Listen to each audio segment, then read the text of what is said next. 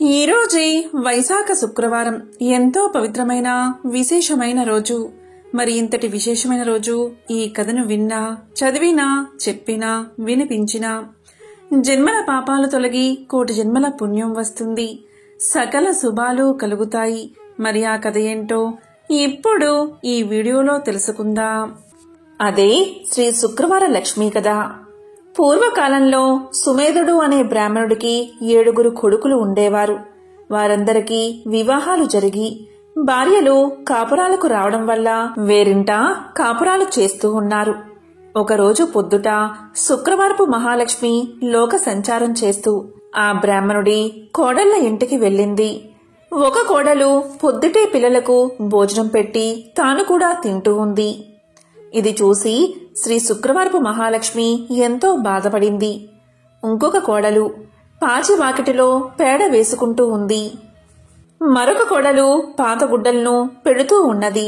మరొక కోడలు పాచి వాకిటిలో వడ్లు దంపుతూ ఉన్నది. మరొక కోడలు పాచి వాకిలి అందే పిల్లలకు తలంటి తాను కూడా తలంటుకుంటూ ఉంది.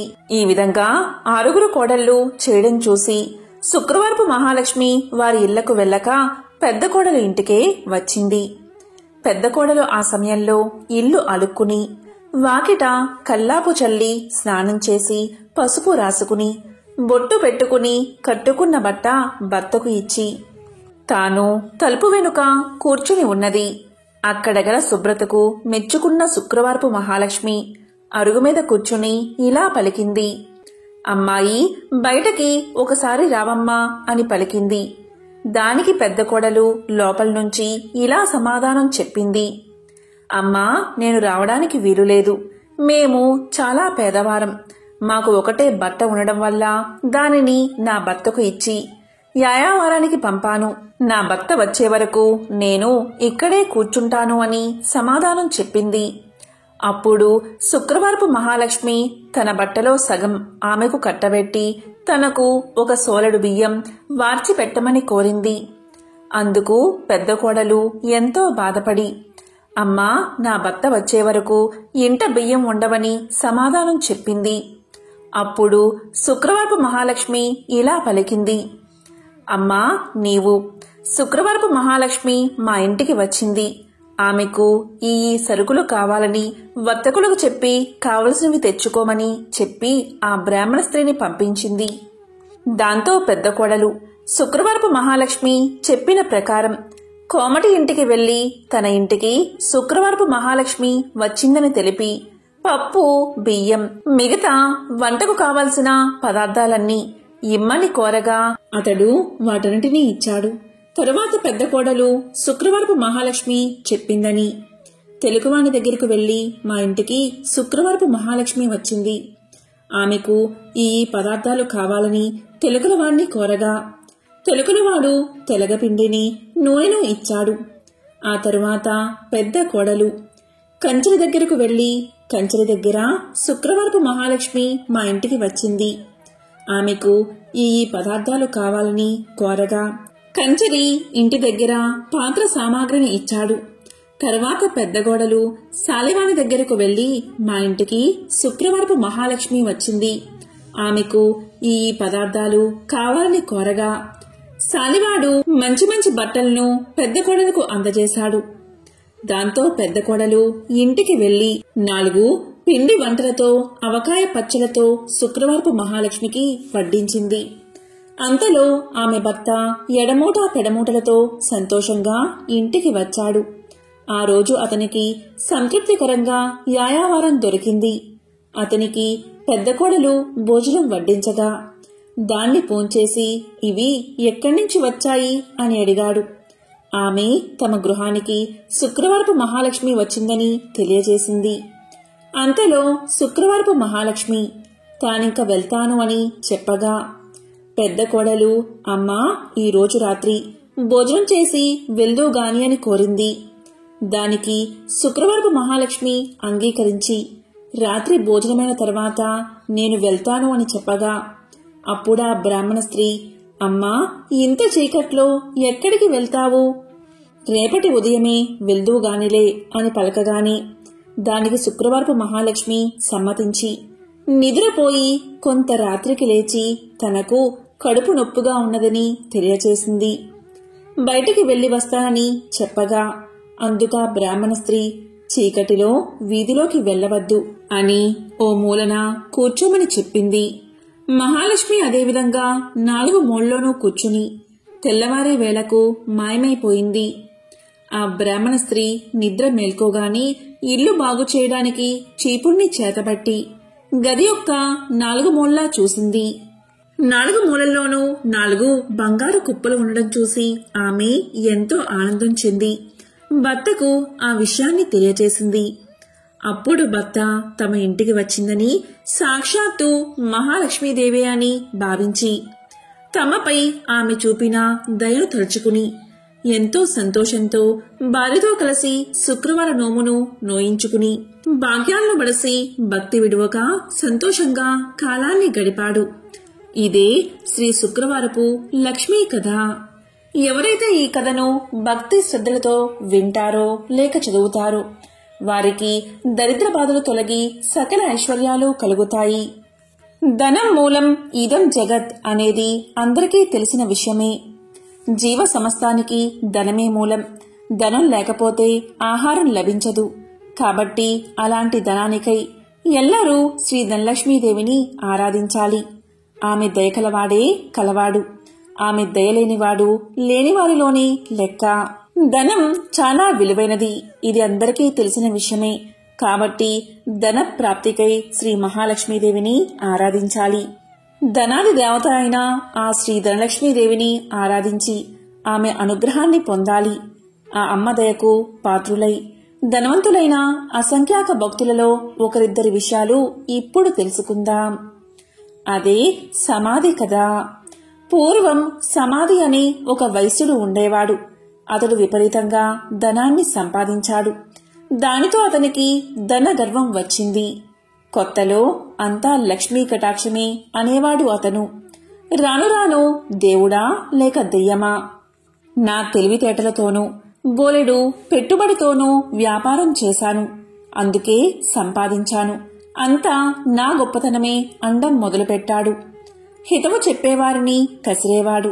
తనకు వంత పాడేవారిని చేరదీసేవాడు. అలా అతని చెంత చేరిన భజనపరులందరూ కూడా అతని వద్ద ధనం తీసుకుంటూ ఉండేవారు. అందుకుగాను వారా సమాధితో కలిసి దైవ దూషణలు కూడా చేస్తూ ఉండేవారు. తద్వారా వారి వద్ద డబ్బు నిలిచేది కాదు. సమాధి వారికి ఎంత ఇచ్చినా అదంతా ఏదోలాగా ఖర్చయిపోతూ ఉండేది. పనికిమాలిన వారికి అనవసరపు ఖర్చులకు డబ్బు ఇచ్చి ఇచ్చి అవసరానికి డబ్బు లేక దావోసరికి తన పలుకుబడిపై అప్పులు చేసి చేసి అవి తీర్చలేక సమాధి దరిద్రుడైపోయాడు. అతడు పెద్దలను ఆశ్రయించాడు. అప్పుడు పెద్దలు ఇలా పలికారు: దైవమున ఏమున్నది, అంతా నీ గొప్పే అన్నావు కదా, నీ గొప్ప నీవే చూసుకో, ఇక్కడ్నుంచి వెళ్ళిపో అని తరిమేశారు. మరికొద్ది కాలానికి కొడుకులు తిరగబడ్డారు. అప్పుల వారు అల్లరి చేయడం మొదలుపెట్టారు. గొప్ప దరిద్రం కలిగినది. చివరికి భార్య కూడా ఎదురు తిరిగినది. నీ వంటి దరిద్రుడితో నేనుండలేను అని చెప్పి పుట్టింటికి వెళ్లిపోయింది. రుణదాతలకు కుటుంబ ఘాతకులకు వెరచి ఒకానొక రాత్రివేళ సమాధి అడవుల పట్టిపోయాడు. ఈ సమాధి గురించి బాగా తెలిసిన ఒక మిత్రుడు అతనికి సహాయం చెయ్యాలి అనుకున్నాడు. కాని తక్కిన వ్యాపారులు అడ్డుపడుతూ ఉండడం వల్ల ఒకరోజు ఆ మిత్రుడు ఒక చేతికర్ర దొలిపించి అందులో ఖరీదైన వజ్రాలు వేసి సమాధికి ఇచ్చాడు. అప్పుడా మిత్రుడు సమాధితో ఇలా పలికాడు: సమాధి, నీవు దరిద్రంచే బాధపడుతూ ముసలివాడివలే అయిపోయావు. నేను ప్రత్యక్షంగా ధనమిస్తే ఇతర వ్యాపారులతో నాకు గొడవ వస్తుంది. కాబట్టి నీ చేతికి ఊతంగా ఈ కర్రను తీసుకో అని చెప్పాడు. దానికి సమాధి ఎంతో బాధతో ఆ చేతికర్ర తీసుకుని ఆ చేతికర్రతో సంతకు వెళ్లి ఆ చేతికర్రను సంతలో ఎవరో పొరుగువాడికి చవకగా అమ్మేసి దానితో వంట సరుకులు కొనుగోలు చేశాడు. సమాధి చేసింది విని మిత్రుడు ఎంతో బాధపడ్డాడు. సమాధి యొక్క దరిద్రావస్థను ఎలాగైనా తప్పించాలని ఆ మిత్రుడు మరొకసారి సమాధిని పిలిచి ఇలా పలికాడు. సమాధి, ఈ గుమ్మడికాయ తీసుకో అని ఒక గుమ్మడికాయ ఇచ్చాడు. దాని నిండుగా బంగారు కాసులు పోసి ఇచ్చాడు. ఇంటికి వెళ్లి దాన్ని పగలగొడితే ధనం కనిపిస్తుంది కదా అని ఆ మిత్రుడి ఆలోచన. కాని సమాధి ఆ గుమ్మడికాయను వేరొక కూరగాయల వ్యాపారికి అమ్మేసి ఆ చిల్లరతోని ఇంటికి వెళ్లిపోయాడు. మిత్రుడు సహకరించినా ఆ సహాయం పొందక దరిద్రబాధలు భరించలేక సమాధి ఒకరోజు అడవులకు పోవడానికి నిశ్చయించుకున్నాడు. ఇది తెలిసిన అతని మిత్రుడు మార్గమధ్యలో మోహరేలు గుట్ట పోయించాడు. కాని సమాధి ఆ దారికి రాగానే ధనలక్ష్మి కళ్ళలో పడినది. అతని కళ్ళు నలుపుకుంటూ పోయి పోయి మొహరేల గుట్టపై పడి, చీచి, ఎవరో దారిలో రాళ్లగుట్ట పోసారు అని వాటిని అటూ ఇటూ చిమ్మి కళ్ళు నలుపుకుంటూ తన దారిన తాను పోయాడు. అంతా మిత్రునికి చూపి, చూసారా, ధనలక్ష్మి యొక్క అనుగ్రహం తప్పితే ఎలా అవుతుందో, మనమెంత మంచి చేసినా వంచింపబడుచూ ఉంటాడు అని చెప్పాడు. తరువాత సమాధి అడవులకు చేరుకుని తన కష్టాలకై ఏడుస్తూ ఉండగా ఒకానొక ముని అతన్ని చూసి అతని దీనకథను విని ఇలా పలికాడు. సమాధి, కేవలం ధనలక్ష్మిని తూలనాడి ఆమె పూజకు ఆటంకం కలిగించడం వల్లే నీకీ కష్టం కలిగినది. ఇంతకు మించి మరొకటి లేదు. నా మాట విని ధనలక్ష్మీదేవిని పూజించు. ధనం నీకు సమకూరుతుంది. ఆమె బీజముని జపించు అని పలికి మంత్ర బీజాన్ని చెప్పి జప విధానం చెప్పి మహర్షి వెళ్లిపోయాడు. సమాధికి మరొక మార్గమేది కనబడకపోవడం వల్ల గతిలేని వాడై ఆ మంత్రాన్ని జపించసాగాడు. అలా చేయగా చేయగా ఒకనాడు అతని భార్య ఆ అడవిలోనే తారసపడినది. పెళ్లి చేశాక భర్త సజీవుడై ఉండగా ఆడది పుట్టింట ఉండరాదు. కష్టమో సుఖమో భర్తతోటే లోకం పొమ్మని ఆమె పుట్టింటివారు తరిమేశారని చెప్పింది. ఆమె తనతో తెచ్చిన స్వల్ప ధనాన్ని సమాధికి ఇచ్చి క్షమించమని కోరింది. అతి త్వరలో దీపావళి రాబోవుచుండడచే సమాధి ఆదనంతో నగరానికి వెళ్లి తగు సామాగ్రలు కొని అదేవిధంగా పురోహితుడికి క్షమాపణ చెప్పుకుని తనతో పాటు అడవులకు తీసుకువచ్చాడు. దీపావళి రాత్రి యథావిధిగా యథాశక్తిగా ధనలక్ష్మీ పూజను చేసుకున్నాడు సమాధి. దానితో సంతృప్తిగా శాంతించిన ధనలక్ష్మి సమాధిని అనుగ్రహించింది. దాంతో పురోహితుడు ఊరిలోనికి పోయి సమాధి ఉనికిని అతనిలోని మార్పును అందరికీ తెలియచేశాడు. సమాధి మిత్రుడు అలాగే విప్రుడు కూడా దీన్ని సమర్థించారు. అవును, అమ్మవారిని కించపరచడం వల్లే అతనికి ఇటువంటి గతి పట్టింది కాని సమాధి చెడ్డవాడు కాడు అని మరీ మరీ చెప్పగా ఇతర వ్యాపారులు కూడా ఆలోచించి సమాధిని తిరిగి ఊరిలోకి పిలిచారు. మిత్రులు ఇచ్చిన పెట్టుబడితో సమాధి మరలా వ్యాపారాన్ని ప్రారంభించి నిత్యము ధనలక్ష్మీదేవిని పూజిస్తూ ఆ తల్లి అనుగ్రహం వల్ల అతని వ్యాపారం అభివృద్ధి చెందడం వల్ల తిరిగి కోటీశ్వరుడుగా మారి సకల సౌభాగ్యాలతో తులతూగుతూ ఉన్నాడు. కాబట్టి ఎవరైతే ప్రతి గురు శుక్రవార రోజుల్లోనూ అష్టమి, నవమి, దశమి, పౌర్ణమి తిథులయందు ఆ అమ్మవారిని పూజించి ఈ కథను వింటే ధనలక్ష్మీదేవి యొక్క అనుగ్రహానికి పాత్రులు అవుతారు.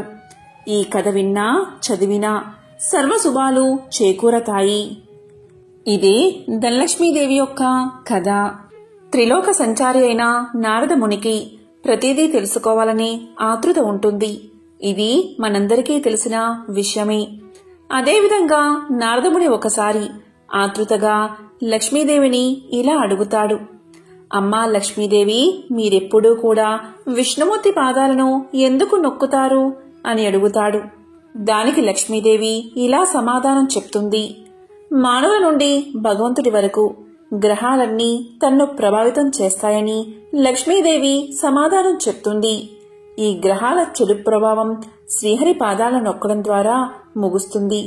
కాబట్టి ఆమె తన శ్రీహరి పాదాలను నొక్కుతుంది అని సమాధానం చెప్తుంది. ఒక మహిళ చేతిలో దేవతల సర్వోన్నతుడైన బృహస్పతి నివసిస్తాడు. రాక్షసుల గురువు శుక్రాచార్యుడు మనుషుల పాదాలలో నివాసముంటాడు. భార్య తన భర్త పాదాలను నొక్కినప్పుడు గ్రహాల యొక్క చెడు ప్రభావాలను నివారించడంతో పాటు సంపద కూడా వృద్ధి అవుతుందని లక్ష్మీదేవి విష్ణు పాదాలను నొక్కడానికి కారణమని ఆమె ఎంతో సులువుగా నారదుడికి సమాధానం చెప్తుంది.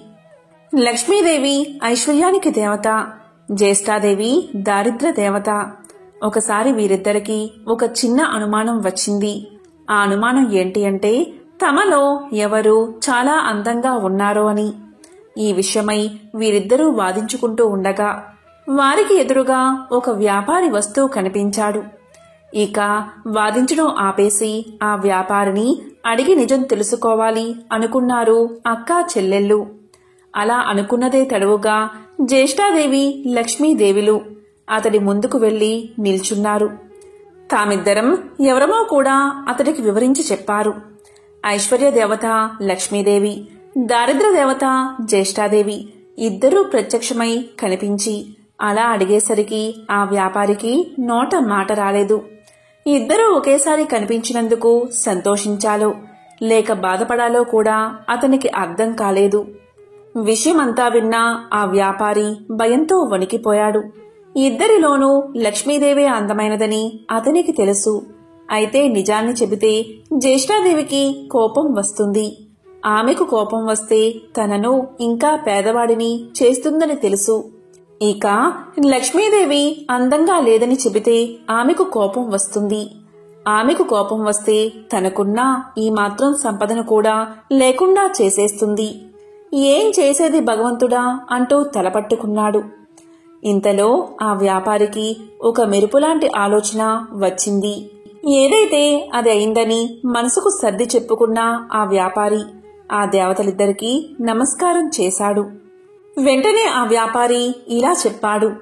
అమ్మా, ఓ మహాలక్ష్మి, నువ్వు ఇంట్లోకి వస్తున్నప్పుడు నీ అంత అందమైన స్త్రీ భూలోకంలో కాని స్వర్గలోకంలో కాని ఎవరూ ఉండరు అని చెప్పాడు. అలాగే జ్యేష్ఠాదేవి వైపు చూసి, అమ్మా, ఓ జ్యేష్ఠాదేవి, నువ్వు ఇంటి నుంచి బయటకు వెళ్తుంటే నీ అందం సొగసు వర్ణించేందుకు మాటలు చాలవు. ఆ సమయంలో నీ అందాన్ని ఎవరితోనూ పోల్చలేమో అని సమాధానం చెప్పాడు. ఆ వ్యాపారి ఎవరి మనసులో నొప్పించిన విధంగా చెప్పిన తీరు జ్యేష్ఠాదేవి లక్ష్మీదేవులను సంతృప్తిపరిచింది.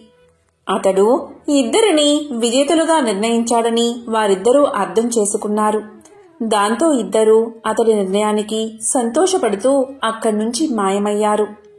ఇక్కడ అర్థం చేసుకోవాల్సింది ఏంటి అంటే జ్యేష్ఠాదేవి లక్ష్మీదేవులు ఎవరికి వారు విజేతలమని అనుకుంటూ వెళ్లారే కాని నిజానికి నిజమైన విజేత ఆ వ్యాపారి. ఎందుకంటే అతడు ఐశ్వర్య దేవత అయిన లక్ష్మీదేవి అభిమానాన్ని పొందడమే కాదు, లక్ష్మీదేవి బద్ధ శత్రువైన జ్యేష్ఠాదేవిని సైతం సంతృప్తిపరిచాడు. కాబట్టి నిజమైన విజేత ఆ వ్యాపారే. లక్ష్మీదేవి అదృష్టానికి శుభానికి సంకేతం. అయితే జ్యేష్ఠాదేవి దరిద్రానికి సంకేతం. పురాణాల ప్రకారం లక్ష్మీదేవి జ్యేష్ఠాదేవులు ఎవరు ఎక్కడ ఉండాలి అనే విషయం గురించి చర్చలు మొదలవుతాయి. ఈ క్రమంలోనే లక్ష్మీదేవి వెళ్లి సముద్ర గర్భంలో దాక్కుంటుంది. సముద్ర గర్భం నుంచి తను బయటికి రావాలని జ్యేష్ఠాదేవి కోరడంతో తాను బయటకు వచ్చి ఏ ప్రదేశంలో కొలువై ఉండాలో తెలియచేస్తుంది. ఈ విధంగా సముద్ర గర్భం నుంచి బయటకు వచ్చిన లక్ష్మీదేవి తాను పసుపు కుంకుమల్లో కొలువై ఉంటానని చెప్తుంది. అందుకే ఏదైనా శుభకార్యాలలో పసుపు కుంకుమలకు అంత ప్రాధాన్యత ఇస్తాము. పెళ్లి పత్రికలకు కూడా పసుపు కుంకుమ రాయడం వల్ల సాక్షాత్తు లక్ష్మీదేవిని ఆహ్వానించినట్లు. ఇలా పసుపు కుంకుమ రాయడం వల్ల ఆ పెళ్లిలో ఎలాంటి ఆటంకాలు లేకుండా లక్ష్మీదేవి కృప నూతన వధూవరులపై ఉంటుందని భావిస్తారు. అందుకే వివాహ ఆహ్వాన పత్రికలకు పసుపు కుంకుమలు రాస్తారని పురాణాలు చెబుతున్నాయి. మనం లక్ష్మీదేవి చిత్రపటాన్ని చూసినప్పుడు ఆమెకు గుడ్లగూప వాహనంగా ఉండడాన్ని చూస్తూ ఉంటాం. లక్ష్మీదేవికి గుడ్లగూప ఎలా వాహనమైనది అనే ప్రశ్న మనల్ని పట్టి పీడిస్తుంది. దానికి సమాధానం ఇప్పుడు తెలుసుకుందాం. ఒకప్పుడు కౌశికుడు అని ఒక గొప్ప విష్ణు భక్తుడు ఉండేవాడు. అతడు గొప్ప సంగీత విద్వాంసుడు. సుమధురమైన తన గాన మాధుర్యంతో మహావిష్ణువుని ప్రసన్నం చేసుకున్నాడు. స్థూల శరీరాన్ని విడిచిన తరువాత విష్ణు లోకాన్ని చేరుకున్నాడు. శ్రీహరి తన ప్రియభక్తుణ్ణి స్వాగతించి అతని గౌరవార్థం అంతరంగిక సంగీత సభ ఒకటి ఏర్పాటు చేశాడు. ఆ సభలో దేవర్షి నారదుడికి ప్రవేశం లభించలేదు. తుంబురుడికి సకల మర్యాదలతో స్వాగతం చెప్పారు. తనకు ప్రవేశం లేకపోవడం అటుంచి తన ప్రత్యర్థి అయిన తుంబురుడికి స్వాగత సత్కార్యాలు లభించడం చూసిన నారదుడు ఎంతో మండిపడ్డాడు. అయినా తమాయించుకుని లక్ష్మీదేవి మందిరంలోంచి లోనికి పోవడానికి ప్రయత్నం చేశాడు. అక్కడ కూడా లక్ష్మీదేవి యొక్క చెలికత్తెలు నారదుడికి అడ్డుపడ్డారు. దానితో ఎంతో కోపగించిన నారదుడు మహాలక్ష్మిని శపించాడు. అది తెలిసిన వెంటనే లక్ష్మీనారాయణులు నారదుని ముందు ప్రత్యక్షం అయ్యారు. తమను మన్నించమని వేడుకున్నారు. అప్పటికి నారదుడి కోపం శాంతించింది. తన తొందరపాటుకు పశ్చాత్తాపం మొదలైనది. శరీరమంతా చెమటలు పట్టాయి. కీలరిగి వాత పెట్టడం బాగా తెలిసిన నారాయణుడు చేసిన దానికి సిగ్గుపడుతున్న నారదుణ్ణి చూసి ఇలా పలికాడు. నారదా, నీ కోపం కారణం నాకు తెలుసు. నిజానికి భక్తి జ్ఞానములయందు శీలవర్తములయందు తుంబురుడు నీకన్నా కపటి కాడు, గర్విష్ఠుడు కాడు. కపట భక్తిని ప్రదర్శించేవారు ఎన్ని తీర్థాలు సేవించినప్పటికీ వ్యర్థం. భక్తి శ్రద్ధలతో నన్ను కొలిచేవారికి అవశ్యం వశుడనే. సంగీతం చేత నన్ను చేరవచ్చునని చాటి చెప్పడానికే కౌశిక తుంబురను నేను సత్కరించాను. నీ శాపానికి ఏమీ బాధపడకు, లోకహితమే జరుగుతుంది, చింతించవద్దు అని చెప్పాడు నారాయణుడు. నారదునికి అప్పటికి జ్ఞానోదయమైనది. ఓ దేవదేవా, నా తప్పులను క్షమించు. అవివేకి వలె ప్రవర్తించాను, నన్ను కాపాడు. తుంబురా, కౌశికుల వలె సంగీతంలో మేటినైతే ఇంతటి విపరీతం జరిగి ఉండేది కాదు కదా అంటూ కట్టెలు తెంచుకుని ప్రవహిస్తున్న కన్నీటి వరద మధ్య నారదుడు నారాయణుడి పాదాల మీద పడ్డాడు. భక్తుని పశ్చాత్తాపం భగవంతుడి హృదయాన్ని కరిగించింది. తన దివ్య హస్తాలతో నారదుణ్ణి పైకి లేపాడు నారాయణుడు. ధైర్యాన్ని చెప్పాడు. సంగీతం నేర్చుకోవాలన్న కుతూహలం నిజంగా ఉంటే తాను చెప్పినట్లు చెయ్యమన్నాడు. ఉత్తరాన మానస సరోవరానికి అవతల ఒక పర్వత శిఖరముంది. దానిమీద ఒక దివాంతం ఉంది.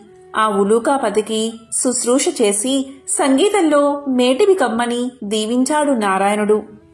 దీంతో నారదుడు శ్రీమన్నారాయణుడికి కృతజ్ఞతలు ప్రకటిస్తూ చేతులు జోడించిన నారదుడు సెలవు పుచ్చుకున్నాడు. వెంటనే మనోవేగంతో మానస సరోవరం చేరుకున్నాడు. కమ్మని సంగీతం అస్పష్టంగా వినిపిస్తుంది.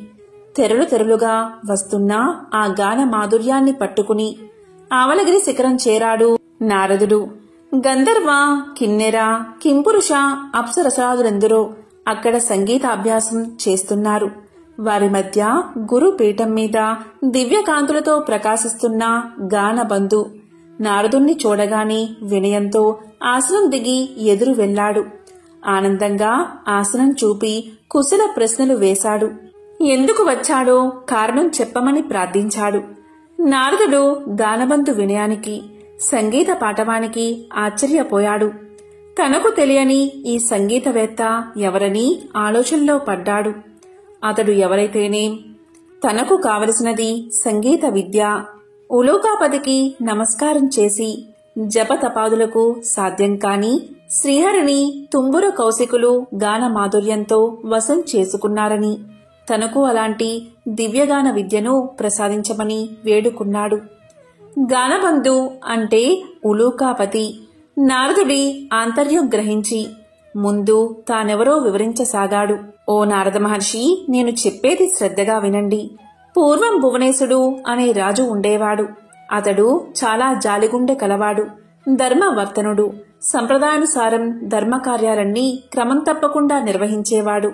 అటువంటి ఉత్తమ పాలకుడు సంగీతాన్ని మాత్రం నిషేధించాడు. ఎవరైనా గానాలాపన చేస్తే మరణశిక్ష విధించమని మంత్రులకు తెలియచేశాడు. భగవంతుణ్ణి కూడా భక్తి గీతాలతో స్తుతించకూడదని చాటింపు వేయించాడు.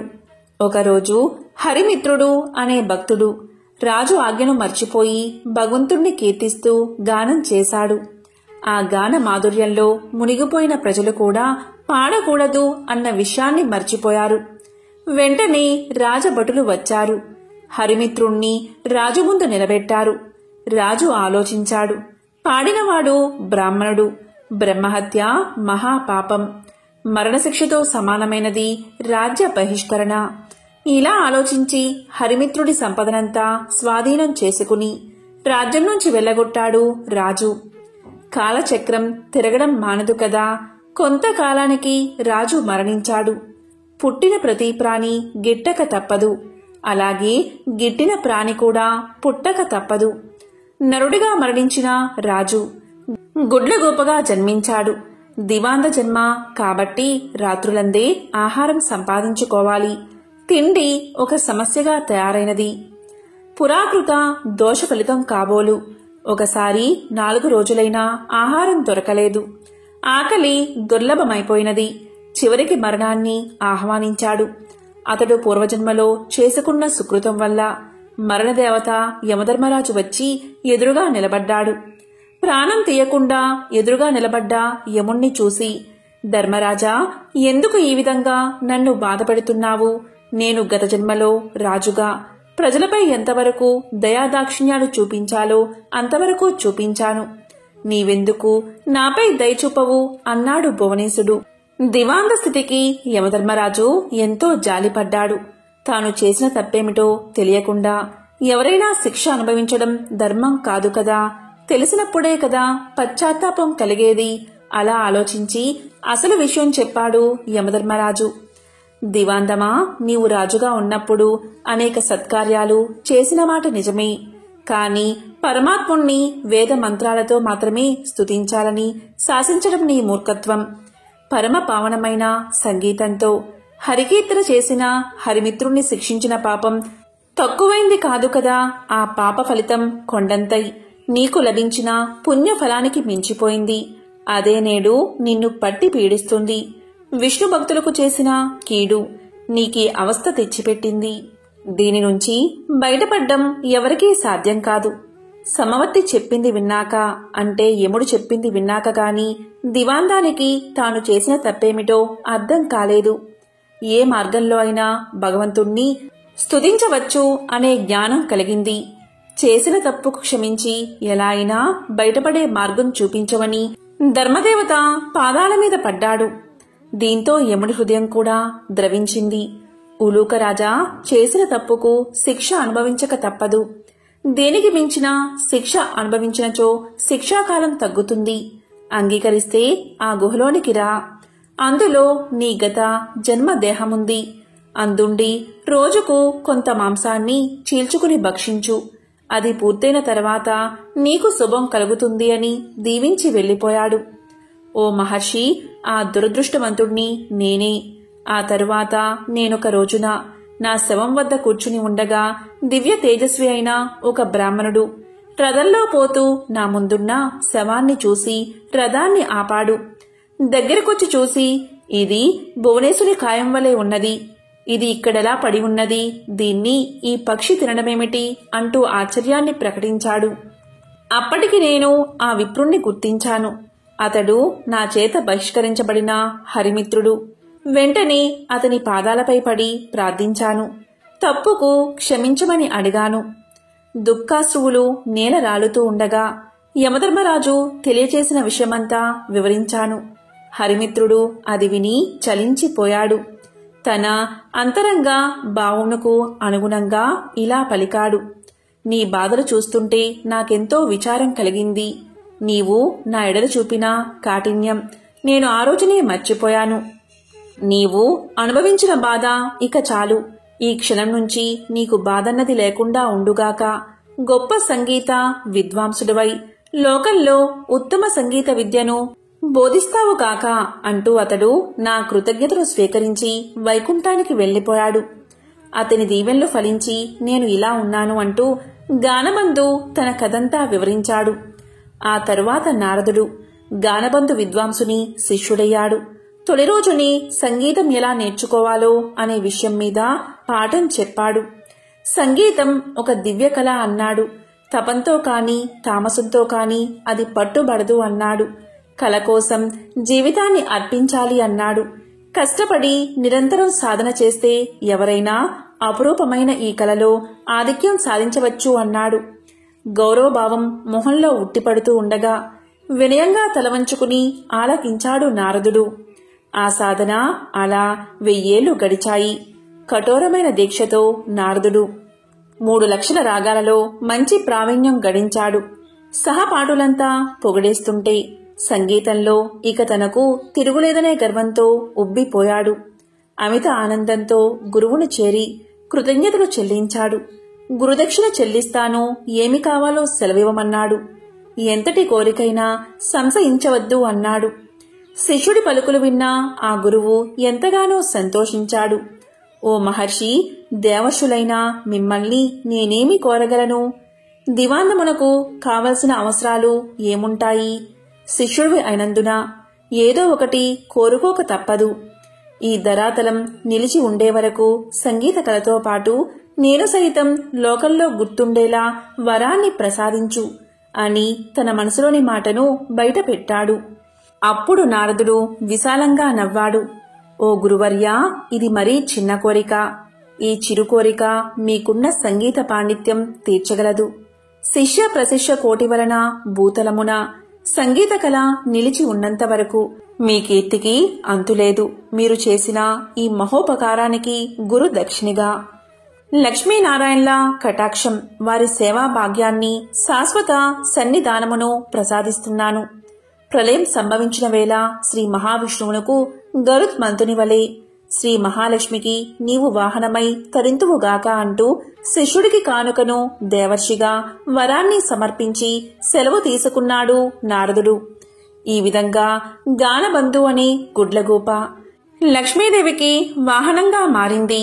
శుక్రవారం రోజు ఎవరైతే ఈ కథలను వింటారో లేక చదువుతారో వారికి శ్రీ మహాలక్ష్మీదేవి యొక్క అనుగ్రహం, కరుణా కటాక్షాలు తప్పకుండా కలుగుతాయి.